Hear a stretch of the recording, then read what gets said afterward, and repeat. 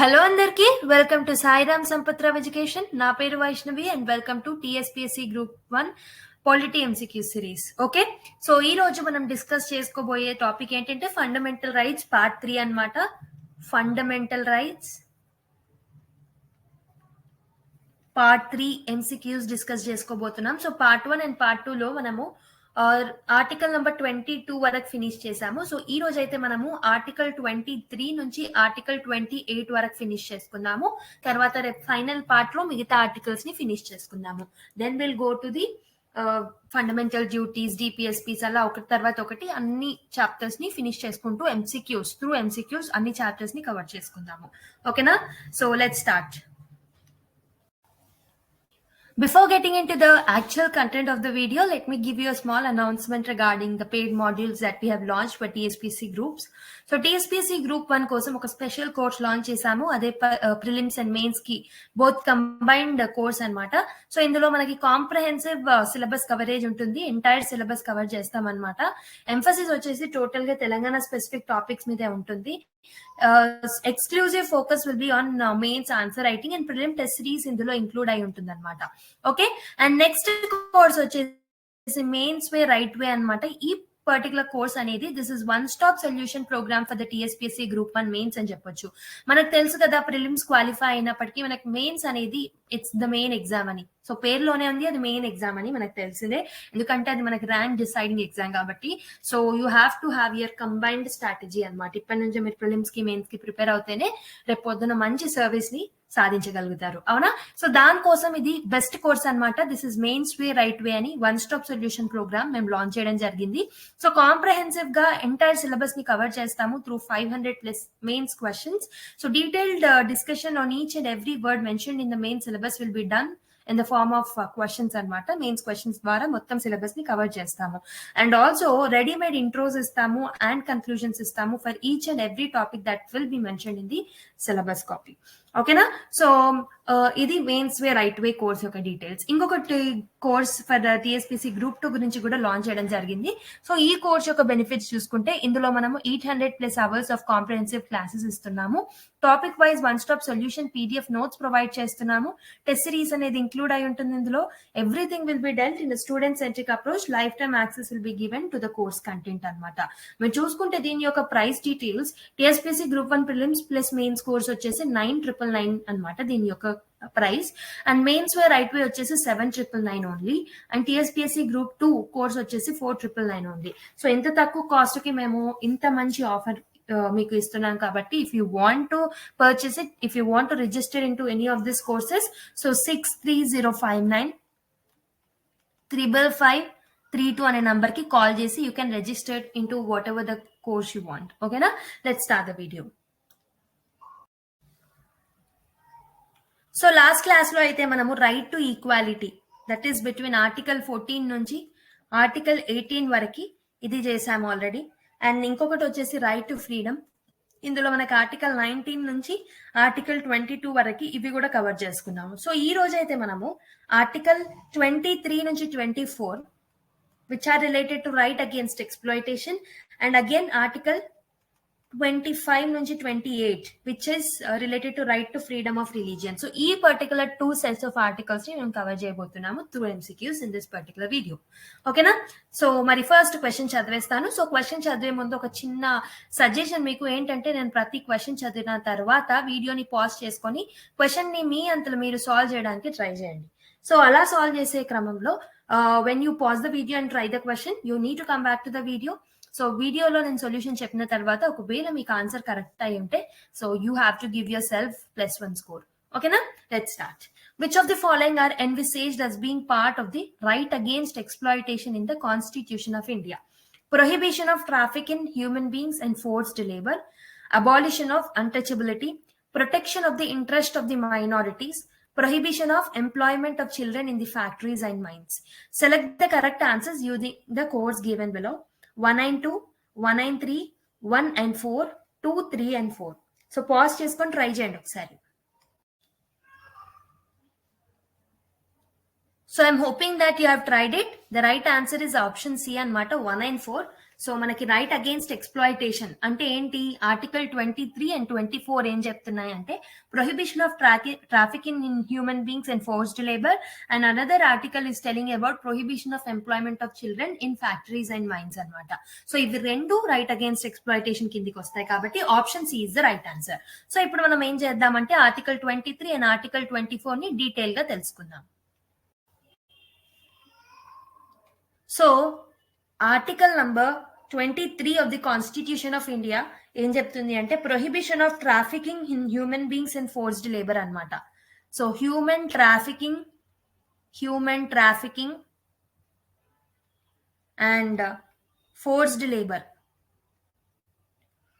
ఇవి రెండింటిని ప్రొహిబిట్ చేస్తూ చెప్పేదే ఆర్టికల్ 23 అనమాట. So the traffic in human beings and begar also, ఈ రెండు యాక్టివిటీస్ ని అండ్ ఇలాంటి ఫార్మ్స్ ఆఫ్ ఫోర్స్డ్ లేబర్ ఏవైతే ఉన్నాయో వాటన్నిటిని ప్రొహిబిట్ చేస్తూ and any contravention of this provision shall be offence punishable in accordance with the law అని చెప్తుంది. సో ఇక్కడ ఏం చెప్తున్నారంటే under article 23 so human trafficking చేసినా లేకపోతే బేగార్ లాంటి ఫోర్స్డ్ లేబర్ యాక్టివిటీస్, సో ఇవి మనకి హ్యూమన్ ట్రాఫికింగ్ కానీ బేగార్ కానీ ఇలాంటి యాక్టివిటీస్ ఏంటంటే మన యాన్సిస్టర్స్ నుంచి అవి వస్తూ ఉన్నాయన్నమాట. పీపుల్ ఆర్ లైక్ ఏమంటారు, ఫర్ ఎగ్జాంపుల్ ఎవరైనా మీ దగ్గర అప్పు తీసుకున్నారు అనుకోండి, ఆ కాలంలో అప్పు చెల్లించకపోతే వాళ్ళని స్లేవ్ గా వాడుకునే వాళ్ళు, ఫోర్స్డ్ లేబర్ చేయించే వాళ్ళు అనమాట. సో ఇప్పుడు మనకు రాజ్యాంగం వచ్చిన తర్వాత హ్యూమన్ ట్రాఫికింగ్ ని, బేగార్ లాంటి యాక్టివిటీస్ ని, ఫోర్స్డ్ లేబర్ లాంటి యాక్టివిటీస్ ని ప్రొహిబిట్ చేస్తుంది అండర్ ఆర్టికల్ 23. సో ఒకవేళ ఎవరైనా ఈ యాక్టివిటీస్ లో పాల్గొంటే ఏమవుతుంది అంటే ఒక చట్టం ప్రకారం, పార్లమెంట్ తీసుకొచ్చే చట్టం ప్రకారం వాళ్ళకి పనిష్మెంట్ ఇవ్వాలి అని చెప్పేసి రాసింది. సో పనిష్మెంట్ ఎలా ఇవ్వాలి అని రాసిందా, సో రేపు పొద్దున మీకు స్టేట్మెంట్ వస్తుంది, the punishment which is to be given to the human trafficking, begar or forced labour activities is mentioned in the constitution అంటే రాంగ్ అవుతుంది. ఎందుకు, so it has given that power to the parliament. అలాంటి చట్టం parliament తీసుకొచ్చి ఆ parliament తీసుకొచ్చిన చట్టానుసారం వీళ్ళకి punishment ఇవ్వాలి అని చెప్పేసి మెన్షన్ చేస్తుంది ఆర్టికల్ 23లో. ఓకే, ఆర్టికల్ 23 Part 2 ఏమో ఫోర్స్డ్ లేబర్ గురించి చెప్తుంది అనమాట. So nothing in this article shall prevent the state from imposing compulsory service for public purpose and imposing such service, the state shall not make any discrimination on grounds only of religion, race, caste or class or any of them అని చెప్పేసి మనకి Part 2 లో mention చేస్తుంది అనమాట. ఓకేనా, so nothing in this article shall prevent the state from imposing compulsory service for public purpose. So Part 2 లో ఏం చెప్తున్నారు అంటే Part 1 లో ఏమో begar, human trafficking and forced labour గురించి చెప్పారు. సో ఆర్టికల్ 23 Clause 2 లో ఏం చెప్తున్నారు అంటే, సో Part 4 Clause 2 లో ఏం చెప్తున్నారంటే ఈ ఆర్టికల్లో ఎలాంటి ఫోర్స్డ్ లేబర్ లేదు అని చెప్తున్నారు కదా, కానీ కొన్నిసార్లు పబ్లిక్ పర్పస్ కోసం ఫర్ ఎగ్జాంపుల్ ఏదైనా వార్ జరిగింది, హ్యూమన్స్ కావాలి, లైక్ ఏమంటారు హ్యూమన్ రిసోర్సెస్ కావాలి వాళ్ళకి ఫైట్ చేయడానికి వార్ కి అగేన్స్ట్ గా, అలాంటి టైంలో స్టేట్ కెన్ ఇంపోజ్ అన్నమాట. సో అలాంటి టైంలో మనం దాన్ని ఫోర్స్డ్ లేబర్ అని చెప్పేసి మా రైట్ అనేది వెళ్ళిపోతుంది అని చెప్పేసి మీరు స్టేట్ ని ప్రశ్నించలేరు. ఎందుకంటే ఇది పబ్లిక్ పర్పస్ కోసం state actually can impose compulsory service from the public. Okay, so మీ మీద కంపల్సరీ సర్వీస్ మీరు చేయాలి అని చెప్పేసి స్టేట్ అడగొచ్చు for the public purpose. And imposing such service the state shall not make any discrimination on grounds only of religion, race, caste or class అని చెప్పేసి అంటున్నారు. అంటే ఇలాంటి ఇంపోజిషన్ ఇచ్చినప్పుడు స్టేట్ అనేది, ఓకే, స్టేట్ అంటే ఏంటి, గవర్నమెంట్ అనమాట.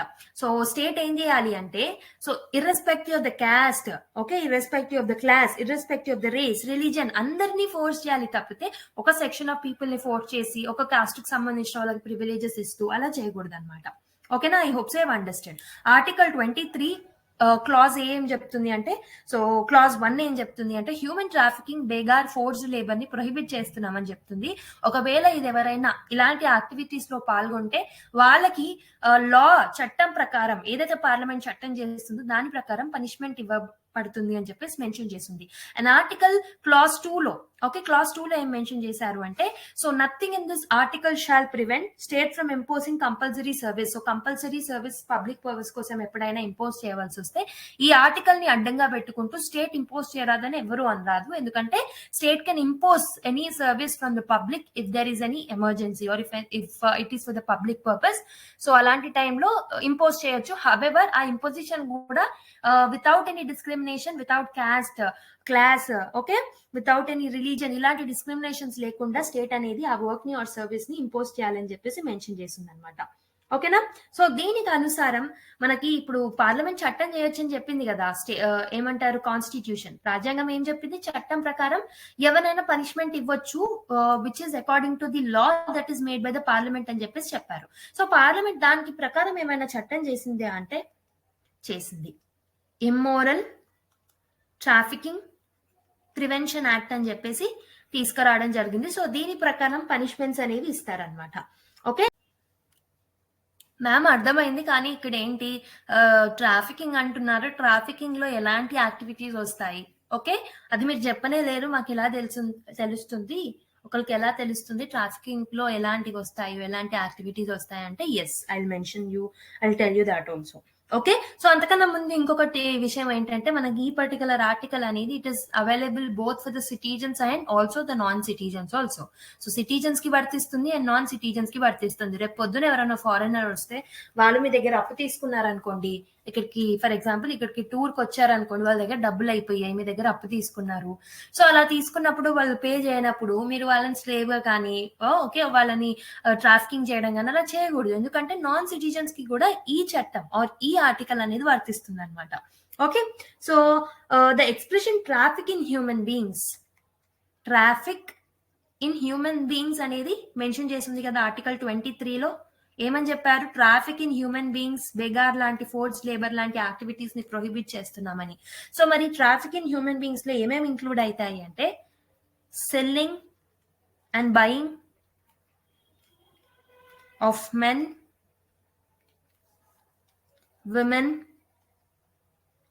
చిల్డ్రన్, లైక్ గూడ్స్, అంటే వస్తువుల లాగా మనుషులని అమ్ముకోవడం ప్రొహిబిట్ చేస్తున్నారు. అది మెన్ అయినా, ఉమెన్ అయినా, చిల్డ్రన్ అయినా, ఎవరినైనా మనుషులని వస్తువులాగా అమ్ముకూడదు. సో అది ఒకవేళ అమ్మితే అది ట్రాఫికింగ్ కిందకి వస్తుంది అని చెప్పేసి మెన్షన్ చేస్తున్నారు. And immoral traffic in human and children including prostitution ని కూడా ఇంక్లూడ్ చేశారు దీంట్లో. అండ్ ఆల్సో దేవదాసీస్, ఆ టైంలో దేవదాసి సిస్టమ్ అనేది ఉంటుండేది. సో టెంపుల్ డాన్సర్స్ లాగా సేమ్ ఇప్పుడు ప్రాస్టిట్యూషన్ ఎలా ఉండేదో ఆ టైంలో అది కొంచెం రిలీజియన్ అఫైర్స్ కి అనుసంధానం చేస్తూ దేవదాసి సిస్టమ్ అనేది నడిచేది అనమాట. సో ఆ దేవదాసి సిస్టమ్ ని కూడా ఇక్కడ ప్రొహిబిట్ చేస్తున్నారు. అండ్ ఇంకొకటి ఏంటంటే స్లేవరీని కూడా ప్రొహిబిట్ చేస్తున్నారు. So to punish these particular acts parliament వచ్చేసి immoral traffic prevention act of 1956 ని తీసుకురావడం జరిగింది. ఆల్రెడీ మీకు చెప్పాను దీని గురించి. So this is totally about article 23. I hope so you have understood. So 24 కి వెళ్లే ముందు ఇంకో చిన్న క్వశ్చన్ సాల్వ్ చేద్దాం. So which of the following is correct with respect to right against exploitation? So ఇది మీరు ఈజీగా సాల్వ్ చేస్తారు, ఇంతకు ముందు ఎక్స్ప్లెయిన్ చేశాను కాబట్టి. Prohibition of traffic in human beings and forced labour, freedom to payment of taxes for promotion of any particular religion, protection of interest of minorities, equality before law. So try చేయండి ఒకసారి. I hope so you have tried it, correct గా పెట్టారని అనుకుంటున్నాను. So దీనికి answer వచ్చేసి prohibition of traffic in human beings and forced labor, as we have already discussed. Okay, so next question ki veldam. So next question vachesi, which article of the Constitution of India says no child below the age of 14 years shall be employed to work in any factory or mine or engaged in any hazardous employment? Article 24, Article 45, Article 330, Article 368. So pause chesi oksaరి try cheyandi. So I am hoping that you have tried it. So the right answer is option A, Article 24 అన్నమాట. So article 24 ఏం చెప్తుంది అంటే, no child below the age of 14 years, 14 years కన్నా తక్కువ ఉన్న child ఎవరైతే ఉంటారో they should not be employed to work in any factory or mine, ఎలాంటి ఫ్యాక్టరీలో కానీ మైన్ లో కానీ వాళ్ళు వర్క్ చేయొద్దు. Or they should not be engaged in hazardous employment, ఏదైనా వాళ్ళకి హజార్డ్ కలిగిస్తుంది అంటే అలాంటి ఎంప్లాయ్మెంట్ లో వాళ్ళు పని చేయరాదని చెప్పేసి ఆర్టికల్ 24 మెన్షన్ చేస్తుంది అనమాట. సో ఇక్కడ ఉన్నది ఇప్పుడు మనం ఆర్టికల్ 24 హౌవర్ డిస్కస్ చేస్తున్నాము. సో సేమ్ ప్రొవిజన్స్ ఇలాంటి లైన్స్ కాన్స్టిట్యూషన్ లో మెన్షన్ చేస్తున్నాయి.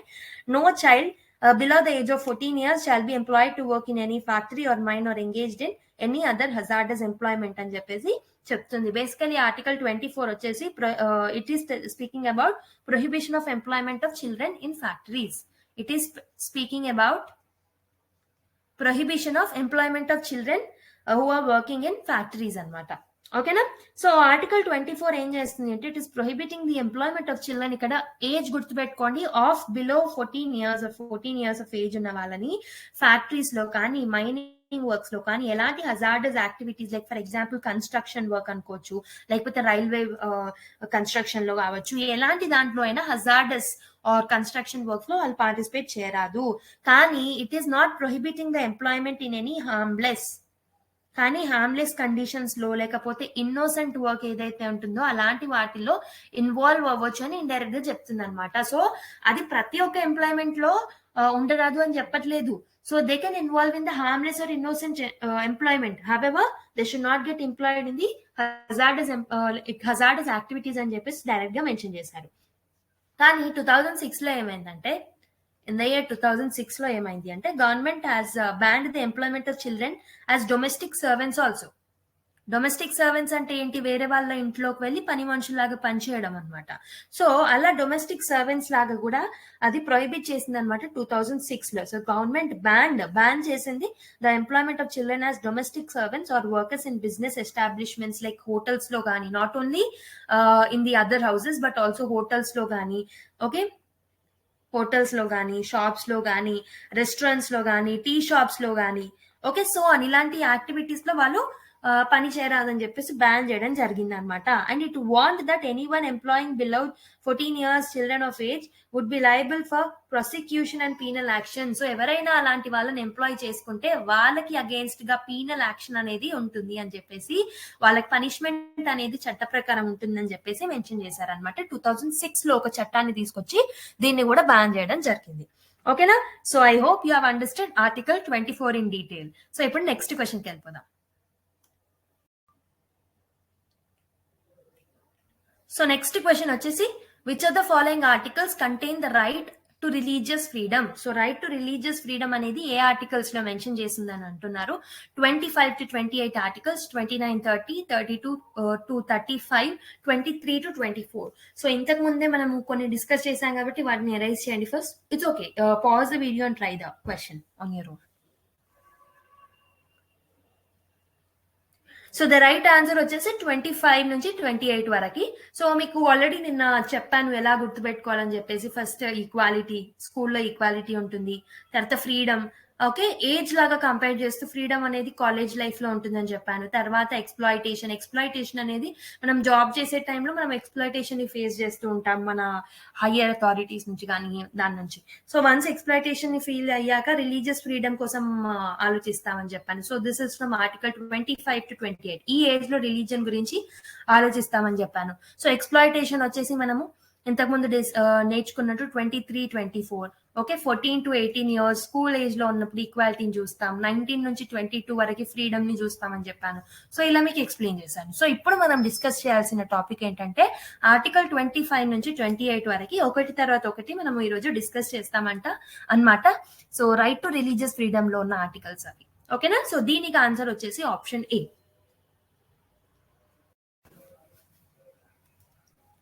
సో నెక్స్ట్ క్వశ్చన్ చూడండి.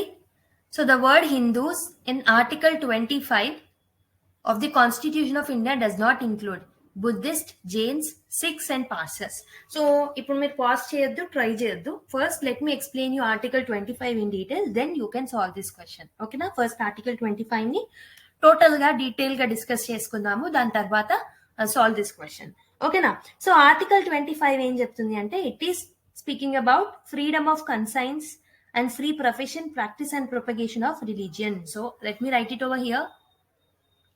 Article 25 is speaking about freedom of conscience and free profession,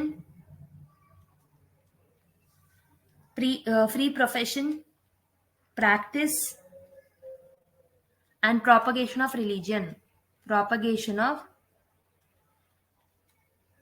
religion. So ఇలా స్టేట్మెంట్ అనేది ఉందన్నమాట. సో దీని కింద ఏంటంటే, సో మనం ఎవరైనా ఏ ఇండివిజువల్ కైనా, సో బేసికలీ ఆర్టికల్ 25 నుంచి 28 వరకు మనకు రిలీజియస్ రైట్స్ గురించి ఉంటాయి కదా, రిలీజియన్ ఫ్రీడమ్ గురించి ఉంటుంది కదా. సో 25 వచ్చేసి రిలీజియన్ ఫ్రీడమ్ ఇండివిజువల్ యాంగిల్లో, అంటే ఒక మనిషి యాంగిల్లో చెప్తుంది అనమాట. గ్రూప్ లా కాదు, ఒక ఇండివిజువల్ యాంగిల్లో చెప్తుంది. సో ఒక మనిషికి రిలీజియన్ వైజ్ ఎలాంటి రైట్స్ ఉంటాయనేది ఆర్టికల్ 25 డీల్ చేస్తుంది అనమాట. సో మీరు చూసుకుంటే ఇక్కడ ఏం మెన్షన్ చేశాము, freedom of conscience and free profession, practice and propagation of religion. So religion యొక్క ప్రాక్టీస్ అనేది మనకు ఫ్రీడమ్ ఉంటుంది, ఇండివిజువల్ టు ఇండివిజువల్ ఫ్రీడమ్ అనేది ఉంటుంది.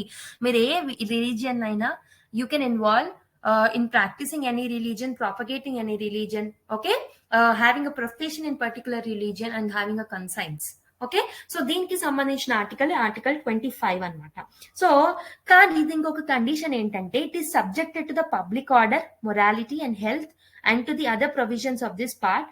All persons are equally entitled to freedom of conscience and right freely to profess, practice and propagate any religion. So ఇక్కడ ఏం చెప్తున్నారంటే, unless public order ని డిస్టర్బ్ చేయనంత వరకు, అన్లెస్ ఎలాంటి మొరాలిటీని డిస్టర్బ్ చేయనంత వరకు, అన్లెస్ ఏదైనా హెల్త్ ఫ్యాక్టర్ ఉంటే తప్పితే, సో మిగతా విషయాలలో మీకు ఆ ఫ్రీడమ్ అనేది ఇండివిజువల్స్ కి ఇస్తాము. సో అందరికీ ఈక్వల్ గా ఇస్తాము, ఒక కమ్యూనిటీకి ఇచ్చి ఇంకో కమ్యూనిటీకి ఇవ్వరాదు. అందరికీ freedom of conscience, free profession, practice and propagation of religion should be equal for all the communities. So only condition is అది ఓన్లీ పబ్లిక్ ఆర్డర్ ని కానీ, మొరాలిటీని కానీ, హెల్త్ ని కానీ డిస్టర్బ్ చేయకూడదు అని చెప్పేసి మెన్షన్ చేశారు ఆర్టికల్ నెంబర్ 25 లో. సో మరి ఇక్కడ ఇండివిజువల్ టర్మ్స్ గురించి ఒకసారి మనం డిస్కస్ చేద్దాము. ఓకే, సో ఇక్కడ ఇండివిజువల్ గా మనకి ఏమేమి టర్మ్స్ మెన్షన్ చేశారు, ఒకటి వచ్చేసి కన్సైన్స్ అనమాట. సో కన్సైన్స్ అంటే ఏంటి, inner freedom of an individual to mould his relation with the god or creatures in whatever way he desires. అంటే ఒక మనిషి యొక్క ఇన్నర్ ఫ్రీడమ్ గురించి చెప్పేదే మనకి కన్సైన్స్ అనమాట.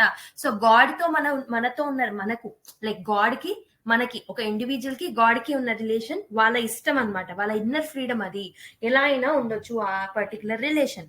సో ఎవరో వచ్చి మీరు ఈ గాడ్ ని ఏమంటారు, ఈ గాడ్ ని దర్శించుకోవాలి, ఈ గాడ్ ని మనము ప్రే చేయాలి, ఇంకో గాడ్ ని ప్రే చేయకూడదు అని చెప్తే ఇట్స్ నాట్ రైట్. సో మనకు ఆ ఇన్నర్ ఫ్రీడమ్ ఉంది, we have that freedom of conscience for particular religion are particular God. So దాని గురించి చెప్పేది కన్సైన్స్ అనమాట. సో నెక్స్ట్ వచ్చేసి ప్రొఫెషన్ ఆర్ ప్రొఫెషన్ అంటే ఏంటి, so declaration of once religious belief and faith openly and freely. So ఇక్కడ ఏమంటున్నారు అంటే,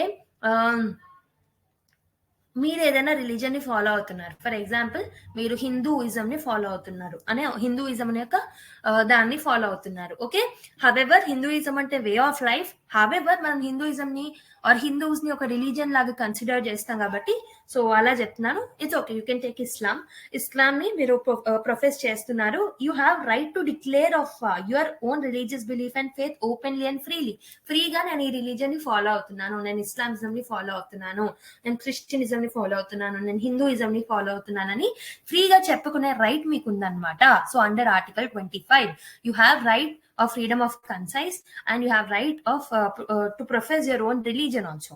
Okay, and you have right to practice also. Practice ante enti kada, performance of religious worship, rituals, ceremonies and exhibition of beliefs and ideas.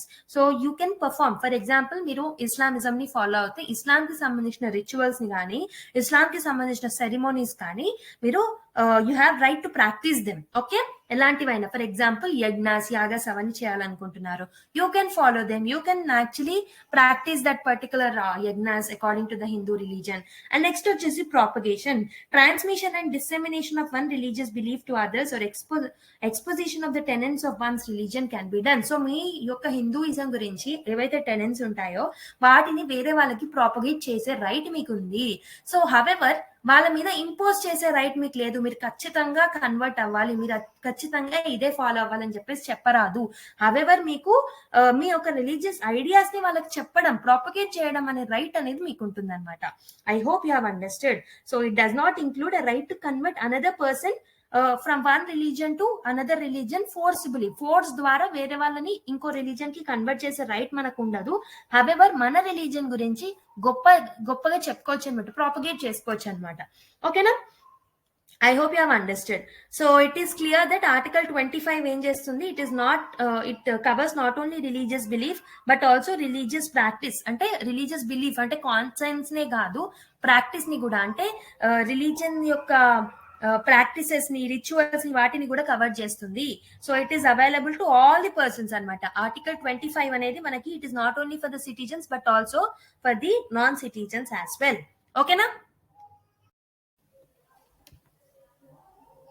So మనం ఇప్పుడు ఏదైతే ఇప్పటి వరకు discuss చేసుకున్నామో అదంతా it is clause 1 of article 25. So article 25 clause 1 గురించి మనం discuss చేసాము. సో ఇప్పుడు we have coming to the time or situation where we need to discuss part 2 also. Okay, part 2 అంటే ఏంటి? ఆర్టికల్ 25 క్లాస్ 2 గురించి కూడా డిస్కస్ చేసుకుందాం. ఓకేనా? So article 25 clause 2. So article 25 లో ఏం చెప్తున్నారు అంటే, యాక్చువల్లీ మనం చూసాం ఆల్రెడీ. సో ఎవరైనా ఎలాంటి రిలీజియన్ అయినా ఫాలో అవ్వచ్చు according to his or her own conscience, or they can follow their religious practices, propagate చేయొచ్చు అని చెప్పారు. అవునా? కానీ ఈ పర్టికులర్ ఆర్టికల్ ని అడ్డంగా పెట్టుకుంటూ, ఆర్టికల్ 25 క్లాస్ ని అడ్డంగా పెట్టుకుంటూ, సో స్టేట్ ఎలాంటి చట్టం చేయరాదు, దేనికి సంబంధించింది అయినా, రిలీజన్ కి సంబంధించిన ఎలాంటి చట్టం చేయరాదు అని చెప్పేసి చెప్పరాదు. So nothing in the article 25 clause should prevent state from making any law. Okay, so article 25 clause 2 ఏం చెప్తుందంటే, స్టేట్ ఎలాంటి చట్టం అయినా చేయొచ్చు రిగార్డింగ్ ద రిలీజియన్. సో అవి దేనికి సంబంధించినవి ఉండాలి అంటే, ఫస్ట్ థింగ్ వచ్చేసి law can be related to regulating or restricting any economic, financial, political or other secular activity which may be associated with religious practice.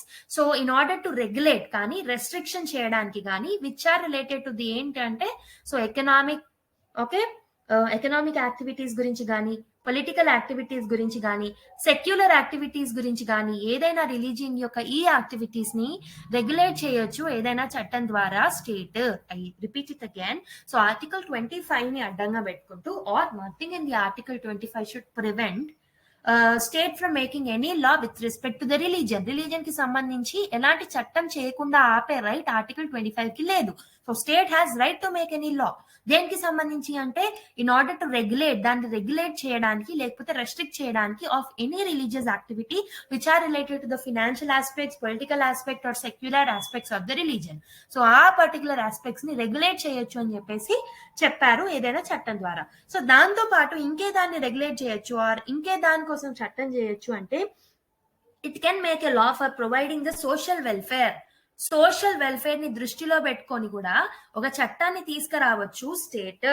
And reform or throwing up open of Hindu religious institution of public character to all the classes and sections of the Hindus. అంటే ఏదైనా Hindu religious institution ని దృష్టిలో పెట్టుకొని Hindus లో సంబంధించిన అన్ని classes, అన్ని క్యాస్ట్లకు సంబంధించిన వాళ్ళు, అన్ని క్లాసెస్ కి సంబంధించిన వాళ్ళని అలౌ చేయాలి అలాంటి హిందూ రిలీజియస్ ఇన్స్టిట్యూషన్స్ లో అని చెప్పేసి, దానికి సంబంధించిన చట్టాలను, అంటే హిందూస్ యొక్క సోషల్ వెల్ఫేర్ ని దృష్టిలో పెట్టుకుని ఎలాంటి చట్టాలైనా తీసుకురావచ్చు అని చెప్పేసి మెన్షన్ చేశారు. And also the wearing and carrying of kirpan shall be deemed to be included in the profession of Sikh religion. So మనకి సిక్ వాళ్ళు ఏం చేస్తారు, they will wear kirpans. Okay, so ఈ కిర్పన్స్ ని అలౌ చేయొచ్చు అనమాట సిక్కులకి. అండ్ ఆల్సో ఇంకొకటి ఏంటంటే, so Hindus shall be construed as including a reference to persons professing Sikh, Jain or Buddhist. So ఇక్కడ మేము ఏదైతే హిందూ అనే టర్మ్ ని మెన్షన్ చేస్తున్నామో సోషల్ వెల్ఫేర్ కింద, హిందూ అనే టర్మ్ ఎవరెవరికి వర్తిస్తుంది అంటే సిక్కులకు వర్తిస్తుంది. And it is including the Buddhist, it is including the Jains, okay అని చెప్పేసి మెన్షన్ చేస్తున్నారు అనమాట. ఓకేనా?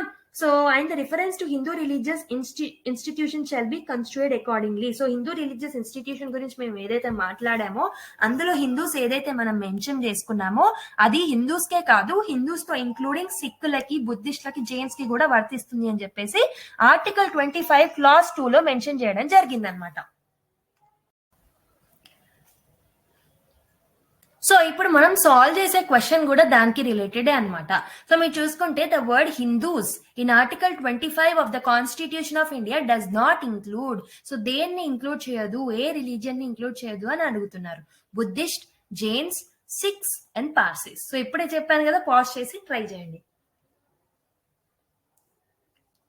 So the right answer is Parsis. So just now I have told you, ఇక్కడ రాశాను కదా, సిక్ బుద్ధిస్ట్ జైన్లని ఇంక్లూడ్ చేస్తారు హిందూస్ లో భాగంగా అని చెప్పేసి. సో ఆ సిక్ బుద్ధిస్ట్ జైన్స్ అనేవి కాకుండా మిగిలిన ఆప్షన్ ఏంటి, పార్సీస్. కాబట్టి option D is the right answer. Okay, next క్వశ్చన్కి వెళ్ళిపోదాం. సో నెక్స్ట్ క్వశ్చన్ చూడండి. Which of the following statements is are are correct? Article 26 of the Constitution of India states that subject to public order, morality and health, every religious denomination or any section thereof shall have the right to establish and maintain institution for religious and charitable purpose, to manage its own affairs in matters of religion, to own and acquire movable and immovable property. Select the correct answer using the codes given below. Only one, 193, 193, all of the above. So ఒక్కసారి pause చేసి try చేయండి మీరు. Okay, I'm hoping that you have tried it. Right answer ఏదో చెప్పే ముందు let me explain you about Article 26 in detail. తర్వాత మీకే right answer ఏంటో ఇమీడియట్ గా తెలిసిపోతుంది. సో మీకు ఈరోజు ఇచ్చే హోంవర్క్ ఏంటంటే, సో ఈ పర్టికులర్ క్వశ్చన్ కి నేను ఆర్టికల్ 26 ని ఎక్స్ప్లెయిన్ చేసిన తర్వాత మీ అంతలో మీరే ఈ పర్టికులర్ క్వశ్చన్ ని సాల్వ్ చేసి దానికి ఏ ఆప్షన్ వస్తుందని చెప్పేసి మీరు కామెంట్ బాక్స్ లో కామెంట్ చేయండి. ఓకేనా? So article 26 of the constitution. So article 25 వచ్చేసి రిలీజన్ కి సంబంధించిన ఇండివిజువల్ థింగ్స్ గురించి చెప్పాను. సో ఇండివిజువల్ రైట్స్ గురించి ప్రొటెక్ట్ చేసిందని చెప్పాను. సో ఆర్టికల్ 26 వచ్చేసి రిలీజన్ యాజ్ అ హోల్, ఒక రిలీజియస్ కమ్యూనిటీ గురించి ఇచ్చే రైట్స్ ఆర్టికల్ 26 లో ఉంటాయన్నమాట. ఓకేనా? ఇలా గుర్తుపెట్టుకోండి మీరు. ఆర్టికల్ 26 ఏంటంటే, it is about freedom to manage religious affairs which is subject to same public order, morality, health. ఇవి మూడు డిస్టర్బ్ అవ్వనంత వరకు every community or every religion will have freedom to manage their own religious affairs అని చెప్పేసి mention చేసి ఉంది. వాళ్ళ యొక్క religious affairs ఏవైతే ఉంటాయో వాటిని మేనేజ్ చేసుకునే రైట్స్ వాళ్ళకి, ఆ పర్టికులర్ రిలీజియన్ వాళ్ళకి చాలా ఫ్రీడమ్ ఉంటుంది, అన్లెస్ పబ్లిక్ ఆర్డర్ కానీ, మొరాలిటీ కానీ, హెల్త్ కానీ డిస్టర్బ్ కానంత వరకు అని చెప్పేసి మెన్షన్ చేసి ఉంటుంది. సో ఇందులో మీరు చూసుకుంటే ఎలాంటి ఫ్రీడమ్ ఉంటుంది, మరి ఈ కమ్యూనిటీస్ కి ఎలాంటి ఫ్రీడమ్ ఉంటుంది అంటే, in order to establish and maintain institution for religious and charitable purposes. So institution ని మెయింటైన్ చేయడానికి, ఎస్టాబ్లిష్ చేయడానికి, ఫర్ చారిటబుల్ పర్పస్, చారిటీ కోసం ఇన్స్టిట్యూషన్ ని ఎస్టాబ్లిష్ చేయొచ్చు, మెయింటైన్ చేయొచ్చు for religious and charitable purpose. So ఇది ఒక రైట్ అన్నమాట under article 26. And also article 26 లో ఇంకేం రైట్ ఉంది అంటే, to manage its own affairs in matters of religion కి సంబంధించిన మ్యాటర్స్ ఏవైతే ఉంటాయో వాటి యొక్క మ్యాటర్స్ ని ఆ రిలీజియన్ కి సంబంధించిన వాళ్ళే మేనేజ్ చేసుకోవచ్చు. So in order to manage its own affairs in the matter of the religion. And also to own and acquire movable and immovable property. So religion కి సంబంధించిన ప్రాపర్టీస్ ఏవైతే ఉంటాయి, ఫర్ ఎగ్జాంపుల్ టెంపుల్స్ కానీ, లేకపోతే ఏదైనా charity purpose, ఏదైనా religion లో ఉన్న వాళ్ళందరూ కలిసి ఏదైనా ల్యాండ్ కొనుక్కున్నా, అవన్నీ ఏంటంటే they can own and acquire movable ప్రాపర్టీనైనా లేకపోతే ఇమ్మూవబుల్ ప్రాపర్టీనైనా వాళ్ళు ఓన్ చేసుకోవచ్చు అని చెప్పేసి ఇందులో మెన్షన్ చేసింది. వీటితో పాటు, ఈ 3 తో పాటు they have also another right to administer such property in accordance with the law. So ఈ particular movable property or immovable property ఏదైతే ఓన్ చేసుకుంటారో వాటిని అడ్మినిస్టర్ చేసే రైట్స్ కూడా వాళ్ళకు ఉంటాయి in accordance with the law అని చెప్పేసి ఆర్టికల్ 26 మెన్షన్ చేస్తుంది అనమాట. So this is totally about article 26. So article 26 లో ఏమేముంది అంటే, freedom to manage religious affairs unless public order, morality and health or disturb, to administer such property. So వాళ్ళకి ఏం rights ఉంటాయి అంటే, యాజ్ అ కమ్యూనిటీ ఒకటి వచ్చేసి to establish and manage any religious institution for charitable or religious purposes, and to manage its own affairs in matters of religion, to own and acquire movable and immovable property, and to administer such property. ఈ 4 rights ని వాళ్ళకి ఇవ్వడం జరిగింది under article 26. ఓకేనా? So ఇప్పుడు ఈ question చాలా easy కదా మీకు. లెట్ మీ కొంచెం పెద్దగా చేస్తాను, జూమ్ ఇన్ చేద్దాం. ఓకే, సో ఇప్పుడు పాజ్ చేసుకొని ట్రై చేయండి. ఆన్సర్ వచ్చేసి నేను చెప్పను, కామెంట్ బాక్స్ లో మీరే కామెంట్ చేయాలి. ఓకే, సో నెక్స్ట్ క్వశ్చన్, చూడండి, the Constitution of India guarantees the fundamental right to freedom of religion to all its citizens. Which among the following is not true for these rights? It gives freedom of conscience and freedom of profess, practice and propagate of any religion. It gives freedom to establish and maintain institution for religious and charitable purposes. The right is subject to public order, morality and health. The state cannot make any law. So ఇక్కడ cannot అంటున్నాడు, cannot make any law which abrogates this right for citizens. So ఇక్కడ ఇచ్చిన వాటిలలో ఏది correct కాదు అని అంటున్నాడు. So ఇక్కడ 3 కరెక్ట్, ఒకటి రాంగ్. ఏది రాంగ్ ఒకసారి ట్రై చేయండి, పాజ్ చేసుకోండి.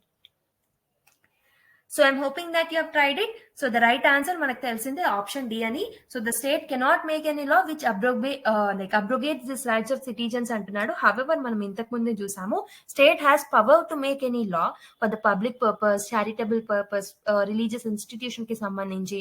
ఒకవేళ పబ్లిక్ ఆర్డర్, మొరాలిటీ, హెల్త్ అనేది డిస్టర్బ్ అవుతుంది అని చెప్పినప్పుడు కూడా స్టేట్ కెన్ మేక్ లా అనమాట. State can interfere. Complete absence of ఏమంటారు, మన దగ్గర ఉన్న సెక్యులరిజం ఎలా ఉంటుంది అంటే, Indian form of secularism, complete distance అనేది ఉండదు. State can interfere to certain extent, but total గా ఇన్వాల్వ్ కారాదు అన్లెస్ కొన్ని కండిషన్స్ ని బట్టి state can involve in to the religions. ఓకేనా? So option D is the right answer. So who is the guardian of fundamental rights enumerated in Indian Constitution? So Supreme Court, Parliament, Constitution of President. So guardian ante enti ante ఎవరు protect చేస్తారు? who will guard our fundamental rights? ఎవరి దగ్గరికి వెళ్తాం? మన fundamental rights అనేవి ఎవరైనా మన fundamental rights కి భంగం కలిగించిన, వాటిని ఎరేజ్ చేయాలని చూసినా ఎవరి దగ్గరికి వెళ్తామో ట్రై చేయండి ఒకసారి. సో మీరు కరెక్ట్ పెట్టారు అనుకుంటున్నా. So supreme court is the right answer. So మనకు తెలుసు ఫండమెంటల్ రైట్స్ అనేవి justiciable part of the constitution లో ఉంటాయని. సో జస్టిషియబుల్ అంటే ఏంటి? మన ఫండమెంటల్ రైట్స్ అనేవి if any of fundamental rights violated by anyone or by the state, we can directly go to the Supreme Court అని చెప్పాను. So Supreme Court will act as a guard or guardian. అవునా? So మనకు phone పగలకుండా దాని మీద gourd వేసుకుంటాం, అవునా?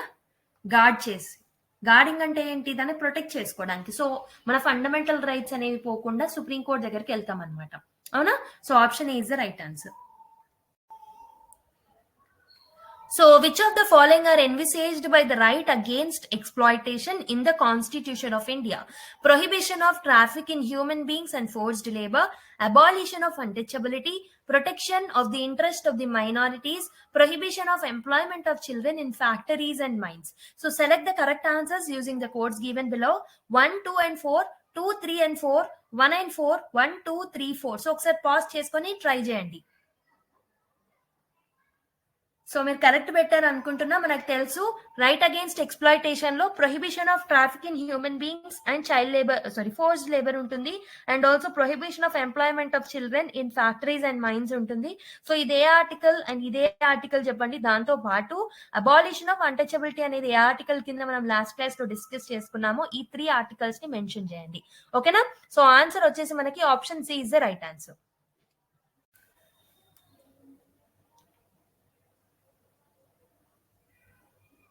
So article 27 గురించి డిస్కస్ చేద్దాం ఇప్పుడు. సో ఆర్టికల్ 27 ఏం చెప్తుంది అంటే, it is telling about some taxes అనమాట. So article 27 lays down that no person shall be compelled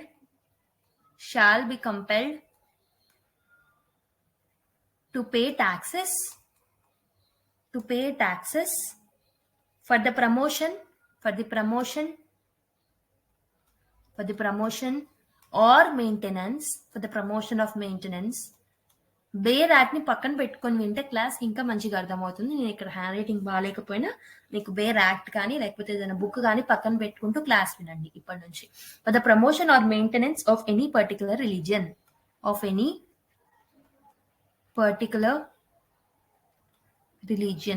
so ఇక్కడ ఏమంటున్నాడంటే, సో ఆర్టికల్ 27 ఏం చెప్తుంది అంటే, ఇట్ లేస్ డౌన్ దట్ ఎలాంటి పర్సన్ అయినా ఆ పర్సన్ ని మీరు కంపెల్ చేయకూడదు. స్టేట్ ఏం చేయకూడదు, it should not compel any person to pay any taxes. వాళ్ళని ట్యాక్స్ పే చేయమని చెప్పరాదు. దేనికి సంబంధించి, in order to promote or maintain any particular religion.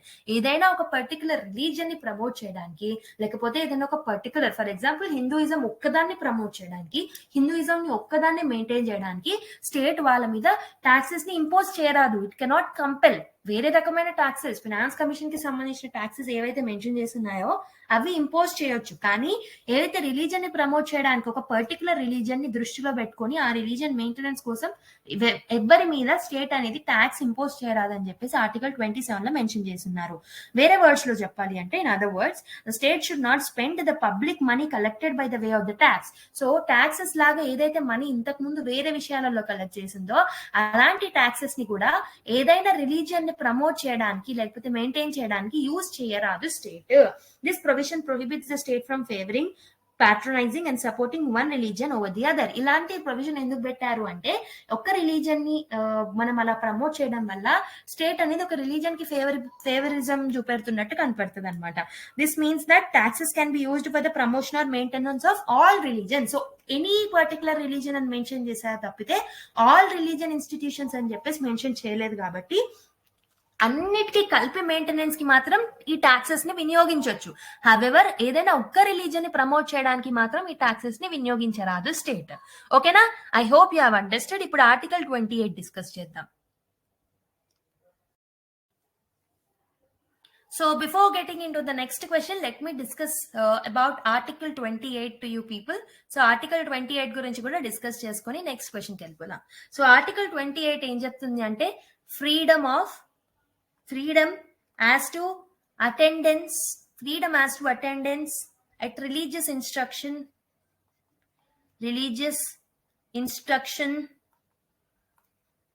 or religious worship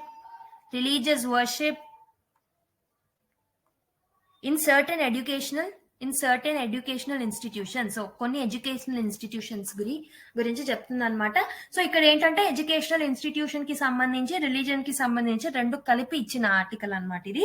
so ఇదేంటంటే, సో దీంట్లో ఏం చెప్తున్నారు అంటే, freedom as to attendance at religious instruction are religion worship in certain educational institutions అని చెప్తున్నారు.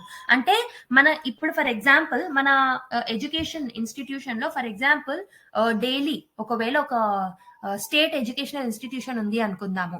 ఓకే, ఒక స్టేట్ ఎడ్యుకేషనల్ ఇన్స్టిట్యూషన్ అంటే government school ఏదైనా ఉంటే దాంట్లో ఫర్ ఎగ్జాంపుల్ అందులో రోజు ఖచ్చితంగా మీరు దేవుడికి మొక్కాలి, రాముడికి మొక్కాలి. మీరు ముస్లిం అయినా సరే, మీరు క్రిస్టియన్ అయినా సరే. So it's not according to your wish, it's according to our wish అని చెప్పేసి మీ మీద ఏమంటారు ఇంపోజ్ చేశారనుకోండి, యూ కెన్ నాట్ అనమాట. అది మీ right. They can not impose on you. ఎందుకంటే అది స్టేట్ ఓన్ చేస్తున్న ఒక స్కూల్. సో అప్పుడు అందరినీ ఈక్వల్ గా ట్రీట్ చేయాలి. ఒక రిలీజియస్ ఇన్స్ట్రక్షన్ ని అందరికి సమానంగా ఇవ్వడం తప్పు. ఒక్కొక్కరు ఒక్కొక్క రిలీజియన్ అనేది వాళ్ళు ఉంటారనమాట. సో దానికి సంబంధించిన ఫ్రీడమ్ కి సంబంధించిన ఆర్టికల్ నంబర్ 28 అనమాట. సో ఆర్టికల్ 28 క్లాస్ 1 ఏం చెప్తుంది అంటే, so there are different classes under it. So article 28 clause 1 ఏం చెప్తుందంటే, నో రిలీజియన్ ఇన్స్ట్రక్షన్, ఎలాంటి రిలీజియన్ ఇన్స్ట్రక్షన్ అయినా ఎలాంటి ఏమంటారు, they shall be provided, no religion instruction shall be provided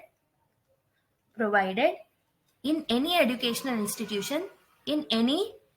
educational institution which are wholly maintained by state.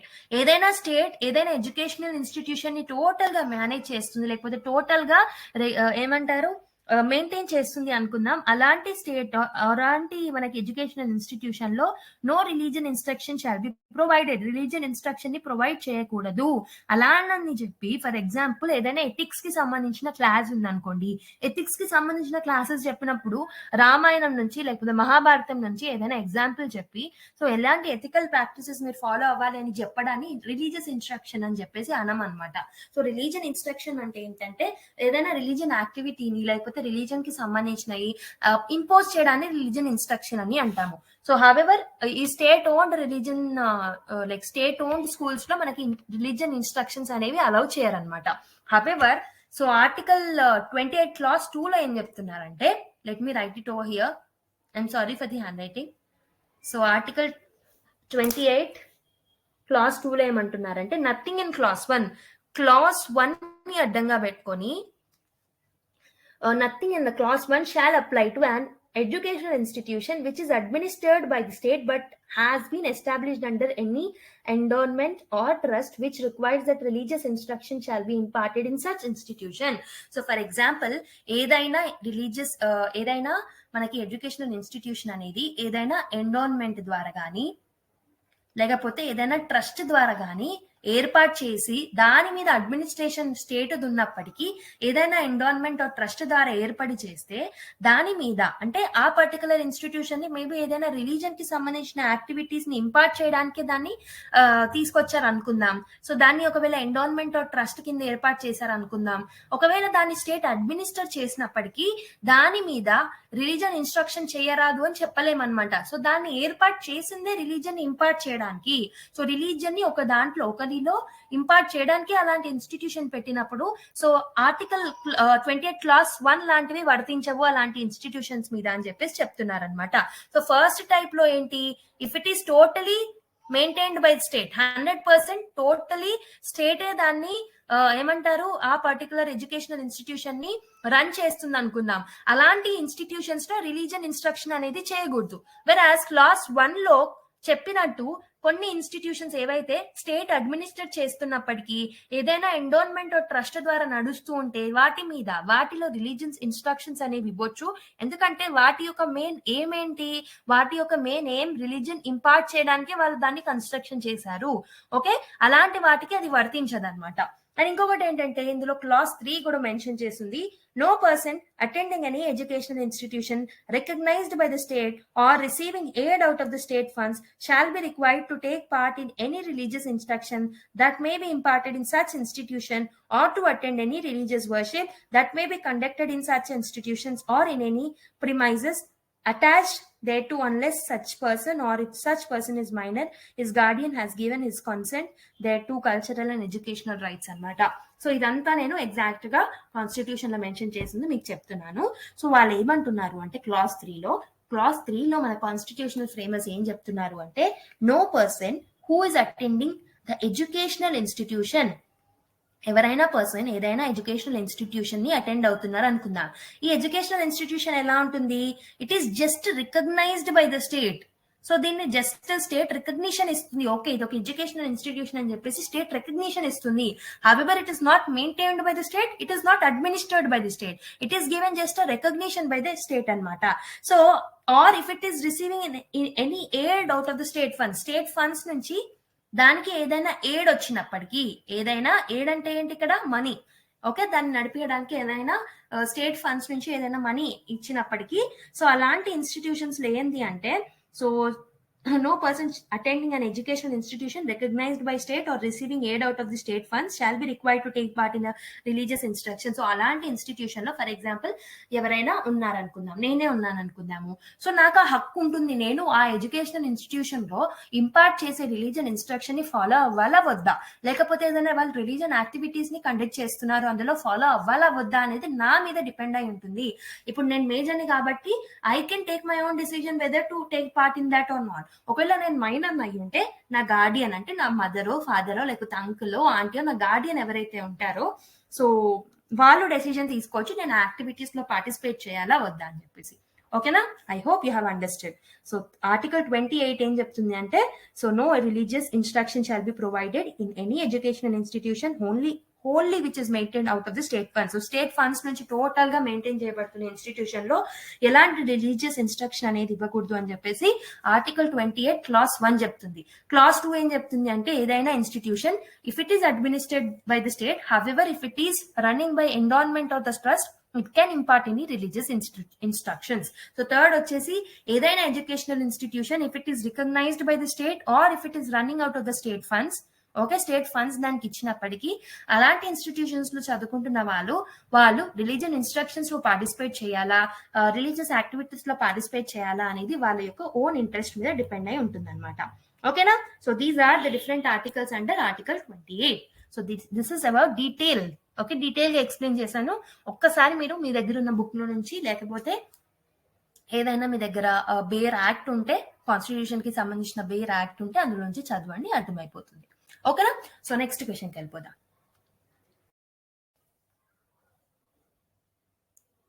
So next question చూడండి.